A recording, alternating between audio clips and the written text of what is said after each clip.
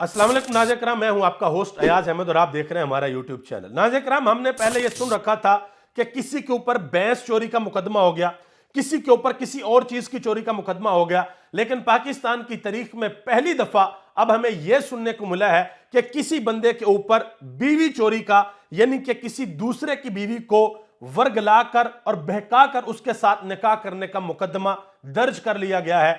जनाब मोहतरम खावर मानिका, जो कि इमरान खान की बीवी के पहले हस्बैंड थे, उन्होंने यह मुकदमा दायर कर दिया। आज से 2 दिन कबल जो इमरान खान के ऊपर एक केस था कि इद्दत के अंदर निकाह किया, उस केस को वापस लिया गया था अदालत से, और उसी वक्त पाकिस्तान के जो सीनियर तज्जियाकार थे उन्होंने यह बात बता दी थी कि अब होगा यह कि खावर मानका साहब खुद अदालत जाएंगे और अदालत जाकर यह खुद केस करेंगे। देखिए, इमरान खान की शादी को बुशरा बीबी के साथ तकरीबन 5 साल या उससे कुछ ज्यादा अरसा हो गया, और 5 साल तक खावर मानका को यह बिल्कुल ख्याल भी नहीं आया, और आज से पहले माजी में यह बयान भी दे चुके हैं कि बुशरा बीबी एक नेक खतून है, उन जैसी नेक खतून मैंने नहीं देखी। इमरान खान जबरदस्त किस्म के इंसान है और किसी किस्म की कोई मिसअंडरस्टैंडिंग हमारे दरमियान नहीं है। ये पहले वो बयान दे चुके हैं, और अब 4-5 साल बाद इनको याद आया कि नहीं नहीं नहीं नहीं, वो उस वक्त तो पता नहीं क्या हुआ था।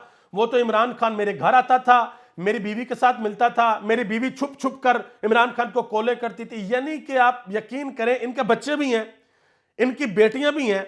समझ से बाहर है कि किस तरीके से ये साहब ये सारा कुछ कर रहे हैं। बहरहाल मैं आपको समझाने की कोशिश करता हूं कि ये हुआ क्या। एक छोटी सी कहानी आपको सुनाता हूं। इरशाद अहमद आरफ ने ट्वीट किया इस कहानी के बारे में। उन्होंने कहा कि एक गांव था, एक देहात था, वहां पर एक बंदे ने पंचायत के अंदर जाकर एक मुकदमा दायर कर दिया।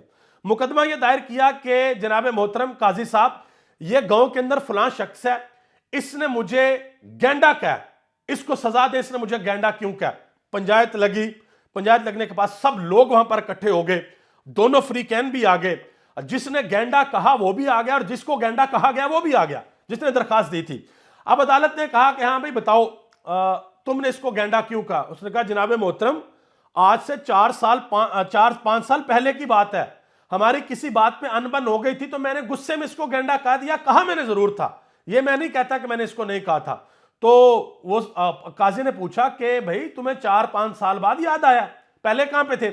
उसने कहा जनाब मोहतरम, मेरे साथ बड़ी ज्यादती हुई है, मुझे 4-5 साल बाद इस वजह से ख्याल आया कि मैंने तो 4-5 साल गेंडा देखा ही नहीं, मैंने तो गेंडा आज देखा, वो तो बड़ा बुरा लगता है, तो लिहाजा इस बंदे को सजा दी जाए। ये मैंने आपको थोड़ा सा समझाने की कोशिश की है कि तकरीबन 4-5 साल बाद इनको याद आ गया।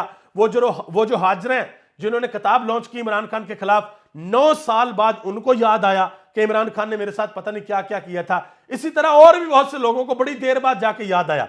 सवाल यहां पर यह पैदा होता है कि क्या यह करने से इमरान खान की मकबूलियत कम हो जाएगी? बिल्कुल भी नहीं होगी। और यह जो नया केस दायर हुआ है, इसमें गवाह बनाया गया मुफ्ती सईद को, ओन चौधरी को, और एक मुलाजिम है खावर मानिका के, उनको। अब मुफ्ती सईद साहब माजी में खुद ये मिंबर रसूल के ऊपर बैठकर ये बयान दे चुके हैं कि इद्दत में निकाह वाला केस या ये जो सारे मामलात हैं, इसमें जो औरत होती है उसके कॉल को आखिरी कॉल माना जाएगा, आखिरी कॉल उसको माना जाएगा। अब देखते ही हैं कि ये आगे क्या करते हैं और किस तरीके से केस आगे चलता है।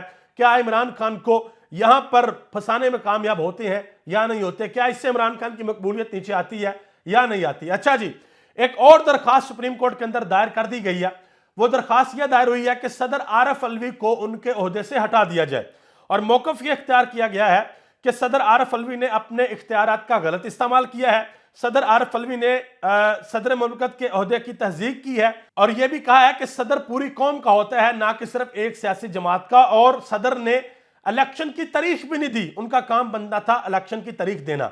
और जिस वक्त सदर तारीख देने लगे थे, उस वक्त पूरी मुस्लिम लीग नून, पीपल्स पार्टी, जिस सदर का इख्तियार ही नहीं है, ये अपनी औकात में रहे। ख्वाजा आसिफ साहब कहते रहे ये अपनी औकात में रहे सदर, ये तारीख ना दे इलेक्शन की, और अब कहते हैं नहीं जी वो इलेक्शन की तारीख इन्होंने क्यों नहीं दी। बहरहाल आगे आ जाए, एक और बड़ी अहम डेवलपमेंट है। सहाफी हैं असदुल्ला खान, उन्होंने कहा जी इस वक्त पाकिस्तान तहरीक इंसाफ की जो मकबूलियत है उसको देखते हुए नवाज शरीफ साहब को एक मशवरा दिया गया कि जनाब मोहतरम जहां से आए थे वहां वापस चले जाएं, लंदन वापस चले जाएं। यहां पे आपकी मकबूलियत, जो हम सोच रहे थे कि आप आएंगे और आपकी मकबूलियत बढ़ जाएगी, वैसा कुछ नहीं हुआ। मुस्लिम लीग नून पूरे पाकिस्तान में मीनार पाकिस्तान के जलसे के बाद कोई जलसा नहीं कर सकी। यही वजह है, उनको पता लग चुका है कि हमारी मकबूलियत नहीं है, वोट हमें नहीं मिलेगा। बहरहाल अशारों इशारों में कह रहे हैं कि जी हमें सादा अक्सरियत दे दी जाए, हमें यह कर दिया जाए, हमें वो कर दिया जाए। वोट मिलेगा या नहीं मिलेगा उसका पता नहीं है। बहरहाल ये दावा जरूर करते हैं कि जी साड़ी गल हो गई है, मतलब हमारी बात होगी। अब किससे बात हुई है भाई बताएं? पाकिस्तान के लोगों से बात हुई है, वोटरों से बात हुई है, किस हल्के में किस जलसे में बात हुई है? बताएं पाकिस्तान की आवाम को कि किससे आपकी बात हुई है कि जनाब मोहतरम नवाज शरीफ साहब पाकिस्तान के अगले वजीर आजम बनेंगे।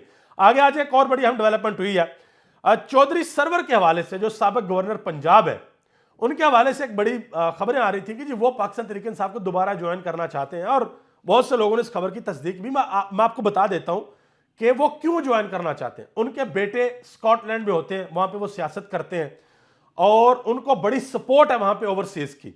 और इस वक्त चौधरी सरवर जिन्होंने इमरान खान को छोड़ दिया, उनको सिर्फ लालच ये है कि ये बाहर ही रहेंगे, वहां से प्रेस कॉन्फ्रेंस करेंगे, तहरीक इंसाफ को ज्वाइन करेंगे, वापस भी नहीं आएंगे। और तहरीक इंसाफ के जो सपोर्टर्स हैं, जो ओवरसीज हैं स्कॉटलैंड के अंदर, वो उनके बेटे को सपोर्ट करेंगे, वो दोबारा अगले सेटअप के अंदर आ जाए। और इसके अलावा किसी किस्म का कोई मकसद नहीं है। इस वजह से चौधरी सरवर साहब जो है वो वापस आना चाह रहे हैं। लेकिन ना सिर्फ चौधरी सरवर बल्कि असद उमर और फवाद चौधरी ये भी वापस आना चाह रहे थे। इनके बारे में इमरान खान ने कह दिया भाई खल्ली वल्ली वापस नहीं लिया जाएगा इनको। और पाकिस्तान तहरीक इंसाफ के जो सपोर्टर्स और वोटर्स हैं वो क्या लिख रहे हैं सोशल मीडिया पे आप देख सकते हैं। वकास अमजद, ये एक सारफ है, पाकिस्तान तहरीक इंसाफ के सपोर्टर हैं। उन्होंने आज मियां महमूद रशीद और डॉक्टर यास्मीन राशिद की तस्वीर लगाई है। हथकड़ियों में उनको अदालत के अंदर लेकर आया जा रहा है और लिखा हुआ उन्होंने कि हाथों में हथकड़ियां, चेहरे पे मुस्कुराहट, दिलों में इमरान खान का नजरिया लिए ये 200 दिनों से पाबंदे सलासल है।